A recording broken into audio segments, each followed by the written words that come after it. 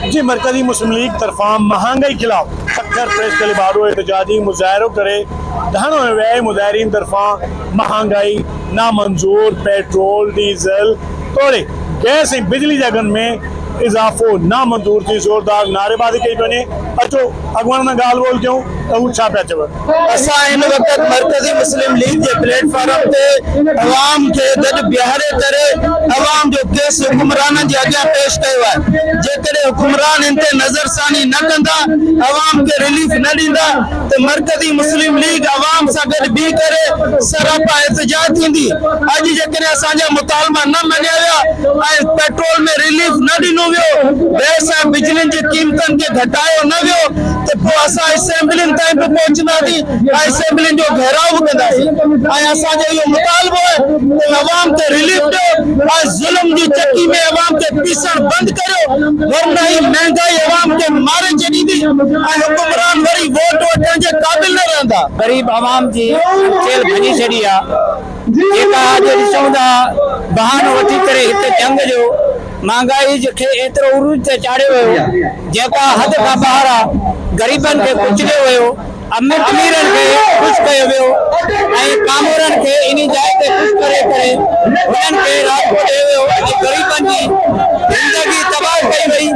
जेके पंहिंजे हिकु खाधे खाइण खां बि महरूम थी विया आहिनि, पंहिंजी औलाद खे ज़िंदा दरगोर करण ते मजबूर थी विया आहिनि, जेके पंहिंजे पाण खे हिकिड़े खाधे जे लाइ राति ॾींहुं महिनत करे पंहिंजो पाण खे पूरो कराइण जे लाइ बि मजबूर थी विया आहिनि। असां मुलाज़िमनि में हीअ मज़दूर आहिनि, को तप कमु करण वारा, असांजी रिप्रेज़ेंटेशन जेकी आहे अवाम सां आहे।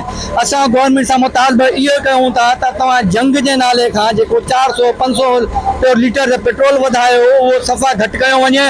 हाणे जंग तक़रीबन ख़तमु थी वई आहे, हुनखे घटि गैस जा रेट जेका सॼे रीजन में महांगा आहिनि उहो घटाइबा वञनि। छा था त अवाम जेकी आहे उहो पंहिंजा बिजली जा जंहिं महीने में जंहिं तारीख़नि में बिजली जा बिल ईंदा आहिनि या गैस जा बिल ईंदा आहिनि, तव्हां हुन ग़रीब घरनि जा हालात ॾिसो था त हुननि जी टेंशन एॾी हूंदी आहे त उहे वीचारा मानी न खाए सघंदा आहिनि। हिकिड़ो 25,000 वारो जेको पघार वारो 25,000 बिजली जो बिल कीअं भरंदो? ये ट्रांसपोर्टेशन महंगी थियण सां हर शइ महंगी थिए थी।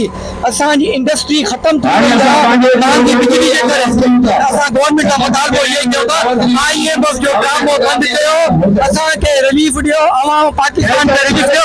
अगरि रिलीफ नथा ॾेई सघो त तव्हां जेका असली मुल्क तव्हांजा आहियो त हली वञो। बिजली की कीमत इस पूरे खत्ते में सबसे ज्यादा है। वो गैस जो इंतहाई सस्ती कभी मेरे घर में आती थी, आज उसका बिल देना मेरे लिए बहुत मुश्किल हो चुका है। और उसके बाद फिर आप देखें दवाओं की कीमतें कहाँ पहुंची हैं, यानी कई सौ गुना जो है वो दवाओं की कीमत में इजाफा हो चुका है। तालीम बच्चे को दिलवाना ये मेरे लिए आज मुमकिन नहीं है। तो इस कैफियत में आप इंफ्रास्ट्रक्चर की सूरत हाल देख लें, सफाई देख लें, सड़कें देख लें, दीगर सारे मामला देख लें। ये सखर जहाँ पर मैं मौजूद हूँ, और अगर मैं ये सवाल करना चाहूँ कि इसके इर्द के जितने भी अजला मौजूद हैं, घोटकी है, शिकारपुर है, कंबर शहदाद कोट है, दादू तक आप चले जाएं, अमन अमान की क्या सूरत हाल है? क्या शाम के बाद इन सड़कों पर सफर किया जा सकता है? क्या शाम के बाद इन सड़कों पर डाकू राज नहीं होता?